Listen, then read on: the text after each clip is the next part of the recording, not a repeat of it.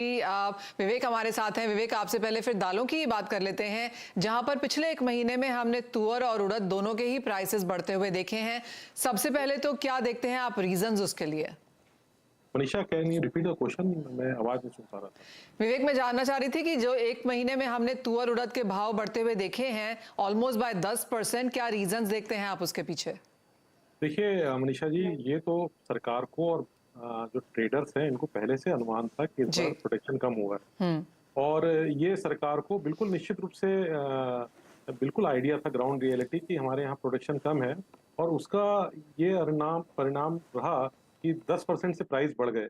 अब आगे supply side जैसे जैसे कम होता जाएगा, क्योंकि अराइवल सब कम हो गए हैं और इंपोर्ट भी ओरिजिन पे बहुत ज्यादा स्टॉक बचा नहीं है, तो इन दोनों का प्रेशर था, इसलिए बाजार काफी तेजी से बढ़े लास्ट 1 मंथ में। इनफैक्ट अभी अभी से ठीक 1 घंटे पहले भारत सरकार और ट्रेडर फर्टिलिटी के बीच एक बहुत अच्छी मीटिंग हुई, हम्म। जिसमें सरकार ने बहुत कड़े शब्दों में अपने ट्रेडर्स इंपोर्टर्स को आगाह किया है कि आप जो भी आपके पास स्टॉक है उनको पोर्टल पे अपडेट करें। अदरवाइज वो कोई भी कड़े कदम उठा सकते हैं। और जो मैं आपको डाटा बताऊं कि 69,000 तक का अभी पोर्टल पे ये कंफर्मेशन आई है कि इतने स्टॉक वेयर हाउस पे है, जिससे सरकार इससे संतुष्ट नहीं है। उनका ये मानना है कि स्टॉक इससे कहीं ज्यादा है। हम्म। और उन्होंने इंपोर्टरों को ये आगाह किया है कि अगर आप ओरिजिन पे सपोज बर्मा है और किसी दूसरी कंट्री में भी आप स्टॉक करते हैं, तो वो सरकार के माध्यम से बात करके वहां से इंफॉर्मेशन निकाल लेंगे और उसके बाद उसकी कार्रवाई की जा सकती है। तो हम्म। सरकार बहुत चिंतित है और उन्होंने बहुत ही स्ट्रॉन्ग शब्दों पे ये सारे इंपोर्टर्स, ट्रेडर्स और पूरी बिजनेस कम्युनिटी को कहा है कि आप स्टॉक ना करें और इसकी जो सप्लाई साइड है वो बनाए रखें।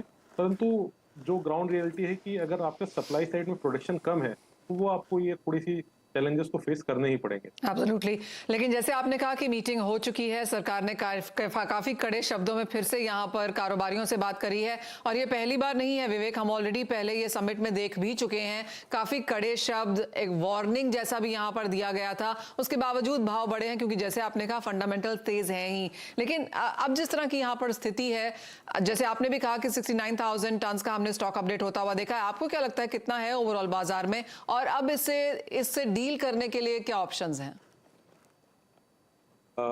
निश्चित रूप से 16,000 से हो सकता है कुछ ज्यादा हो, लोगों ने अपडेट ना किया हो, लेकिन ये फिगर बहुत बड़ा नहीं हो सकता, ओके। क्योंकि जो जो जैसे मैं लगातार कह रहा हूँ कि ग्राउंड पे स्टॉक कम है। हाँ, ये है ओरिजिन पे अगर किसी ने किया हो तो वो उसकी जानकारी हमें नहीं है। विवेक, कोई पर टाइमलाइन है क्या स्टॉक अपडेट करने की? मेरे ख्याल से टाइमलाइन तो उन्होंने बार बार ये नोटिफिकेशन दिया है कि आप करें, पर मुझे लगता है कि इस हफ्ते के बाद गवर्नमेंट एक्शन लेना स्टार्ट कर देगी, ओके। जैसा कि उन्होंने मीटिंग में भी कहा है। बात अभी जो इस सॉल्यूशन की है, तो एक सॉल्यूशन जो मुझे दिखता है कि भारत सरकार के पास इस बार मसूर का उत्पादन काफी अच्छा हुआ है, रेड रेड लेंटिल्स, जो लाल मसूर है, और चना भी भारत सरकार के पास स्टॉक में अच्छा है। तो जो टेंडर पे तुअर दाल या तुअर जाती है, अगर उसकी जगह भारत सरकार मसूर को प्रमोट करना स्टार्ट करे और मसूर का कंजम्पशन वहां पे पुश करे, तो हम लोग 6-7 लाख टन जो ये टेंडर पे और जो राशन की दुकानों पे तुअर जाती है, उसी जगह मसूर दे सकते हैं। और वो हिंदुस्तान में भी एक अच्छी क्वांटिटी में इस बार प्रोडक्शन है। और अगर हम यहाँ पे शॉर्ट होता है तो कनाडा, ऑस्ट्रेलिया में भी क्रॉप है, तो वो एक घबराने वाली बात नहीं रहेगी और एक अच्छा सपोर्ट मिल जाएगा हमको वहां ओके। से। तो ये एक अच्छा फैक्टर हो सकता है। दूसरा, बर्मा ने अभी जो अभी 1 घंटे पहले मीटिंग खत्म हुई, उन्होंने बोला कि हमने 1.25 लाख टन के आसपास 3 महीनों में भारत के व्यापारियों ने इंपोर्ट किया है तुअर का, और उनकी उपलब्धता नियर अबाउट 1.2 लाख टन और है उनके पास।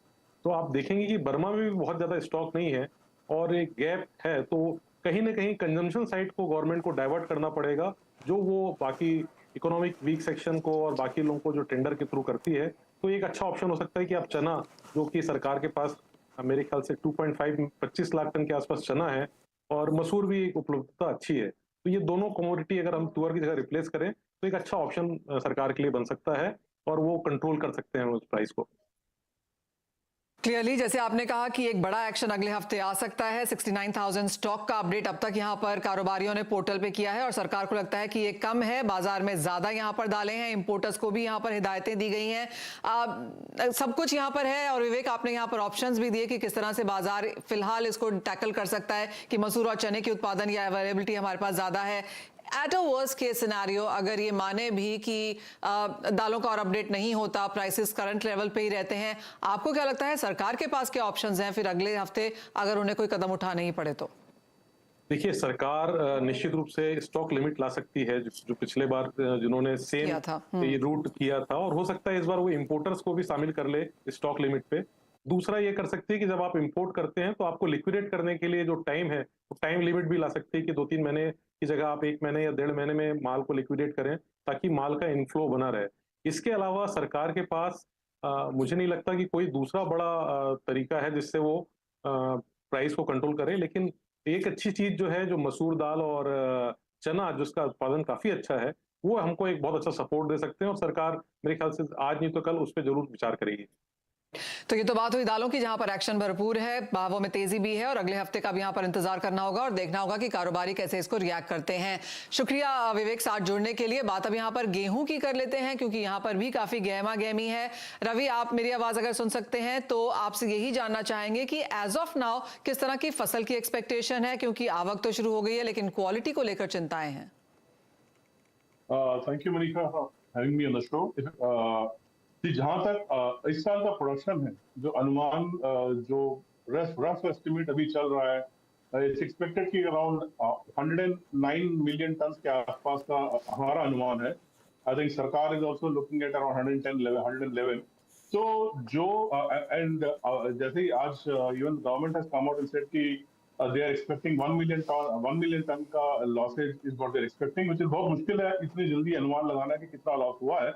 बट अगर आप प्रोडक्शन को एक साइड में रखें, ठीक है, हालांकि हाँ थोड़ा प्रोडक्शन नीचे आने की उम्मीद होगी, क्योंकि जो जिस तरह का मौसम था उसके कारण there could be some amount of impact on the overall crop of part of it, but it's in parts.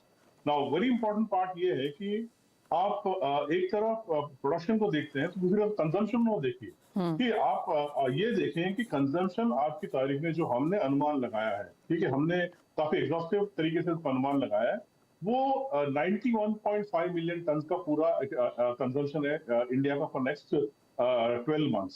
वो 91.5 मिलियन टन इंक्लूड किए घर में जो हम खाते हैं, प्लस इंडस्ट्री जो लेती है, प्लस गवर्नमेंट के जो स्टॉक्स हैं, प्लस सीड्स एंड फीड, तो सारा, और एक्सपोर्ट, हमने एक्सपोर्ट भी उसमें ऐड किया हुआ है। तो अगर आप देख लेंगे कि तो कुल मिला के हमारा कंजम्पशन या हमारी रिक्वायरमेंट 91.5 मिलियन से ज्यादा नहीं हो सकती है इस साल के लिए। तो अगर आप चलिए मान लिया कि चलो आपका प्रोडक्शन 1-2 मिलियन टन और भी नीचे आ जाता है, तो ओवरऑल इम्पैक्ट सप्लाई डिमांड में ज्यादा कुछ होने नहीं वाला है। इनफैक्ट हमने तो काफी ऑप्टिमिस्टिकली उसमें 5 मिलियन टन का एक्सपोर्ट भी डाल के रखा है। अगर उसको बाहर निकाल देंगे तो लगभग 86 मिलियन टन की रिक्वायरमेंट होगी, जो बहुत है। तो आप